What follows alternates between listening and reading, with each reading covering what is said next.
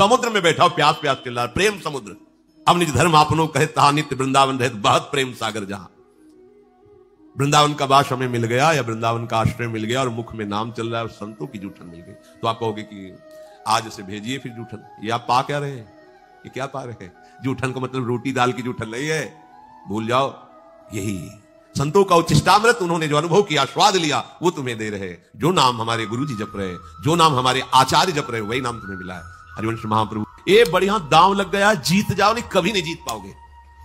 लूट बच गई यार, लूट बच रही सच्चिदानंद की।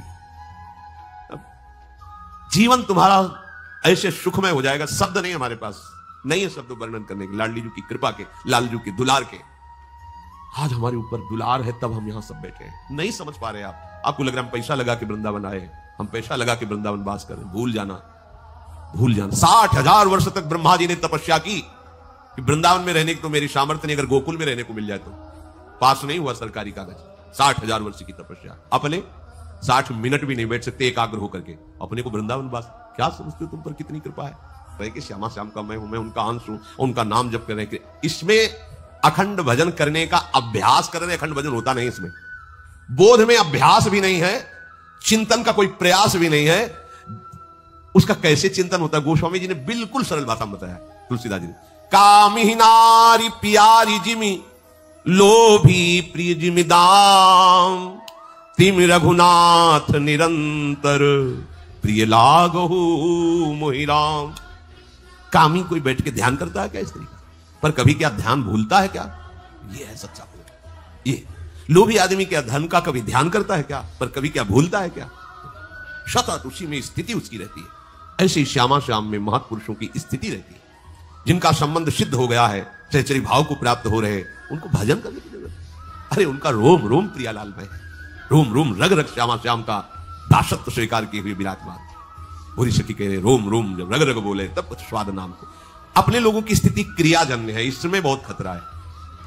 क्योंकि कभी भजन की क्रिया होती, कभी भोग की क्रिया होती, कभी योग की क्रिया होती, कभी वियोग की क्रिया होती। ये बहुत खतरनाक स्थिति। अभी भजन की ये स्थिति ठीक नहीं है, क्योंकि जब कभी प्रतिकूलता आती तो न संबंध दिखाई देता है, न बोध दिखाई देता है। केवल क्रिया थी, क्रिया ये दिखाई देता है। आपकी शरणागति एक क्रिया थी, आपका भेष परिवर्तन एक क्रिया था, क्या न संबंध था न बोध था, इसीलिए बात बनती। अगर संबंध की ही ठसक आ जाए तो बोध होने में देर न लगे। अगर क्रिया भी गुरु आज्ञा के अनुसार होने लगे तो संबंध का अनुभव होने में देर न लगे। चलते तो हम प्रथम सीढ़ी से हैं। नागरी दास जी महाराज बड़ी ठसक से बोल रहे हैं, हमारी सबही बात सुधारी, कृपा करी श्री कुंज बिहारी अरु श्री कुंज बिहारी। क्या बोले? राखे हो अपने वृंदावन में जीठा रूप उजारी। अब हमको क्या चिंता करनी है? हम वृंदावन वासी, चिंतन करना है, चिंता नहीं करनी। अब जहां हम ये कह देते हैं कि क्या चिंता करनी, बेपरवाह रहो, तो इस बात को तो समझ नहीं पाते। भोगों का चिंतन करके भोगों में उतर गए, ये बेपरवाही है, मूर्खता है। चिंता नहीं करनी, चिंतन करना है, स्वामिनी जी का चिंतन। अपने वृंदावन में हमें रख लिया तो हमारी सारी बात सुधार दी। जीठा रूप उजारी, नित्य के लिए आनंद अखंडित, रसिक संग सुखकारी, कलह कलेश न व्यापे ईठा ठोर विस्तृते न्यारी, नागरी दासी जन्म जितायो, बलिहारी बलिहारी, हमारी सब ही बात सुधारी। आपके मन में आता है बात? हमारी बात हो गई।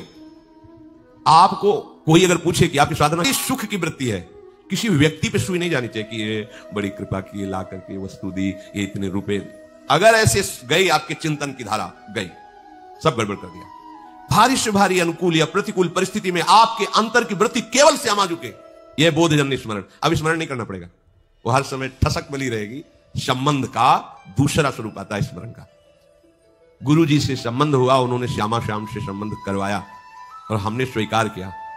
अब हमें हर समय देखना है कि मैं तो प्रियाजू की बिकी हुई हूं, मेरा कोई अस्तित्व तो नहीं है।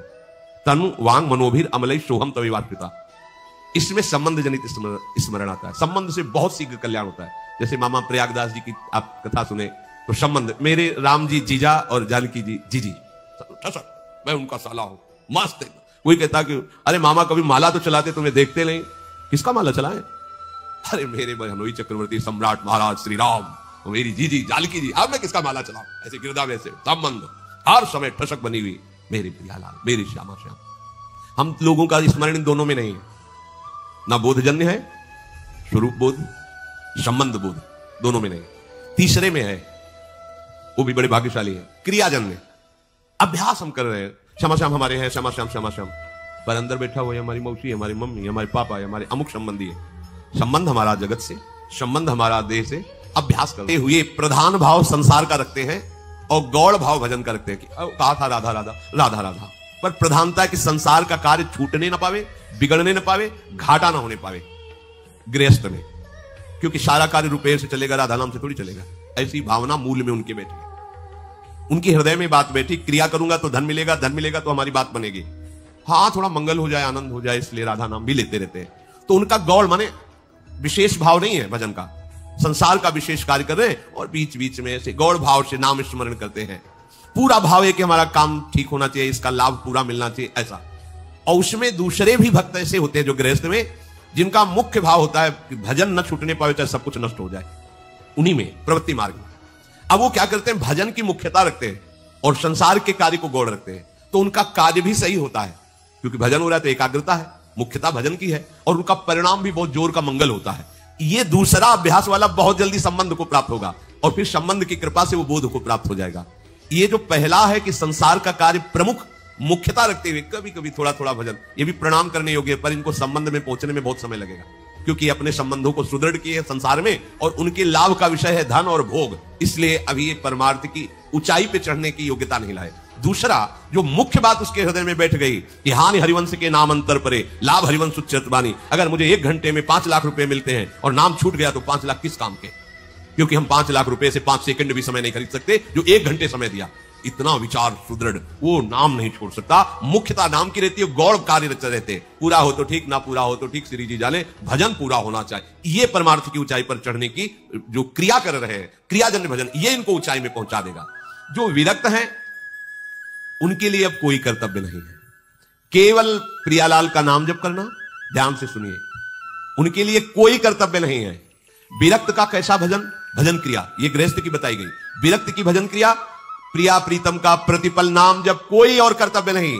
उनके नाम का कीर्तन, उनकी लीलाओं का गायन, लीलाओं का श्रवण, चिंतन और सेवा, बस इतना जीवन। देखो ना आप कर अपने ऐसे भी करते, हर समय चंचलता करते, ऐसे ठाकुर जी को ऐसे बड़े प्रसन्न होते ठाकुर जी, तुम मत मारना कि तो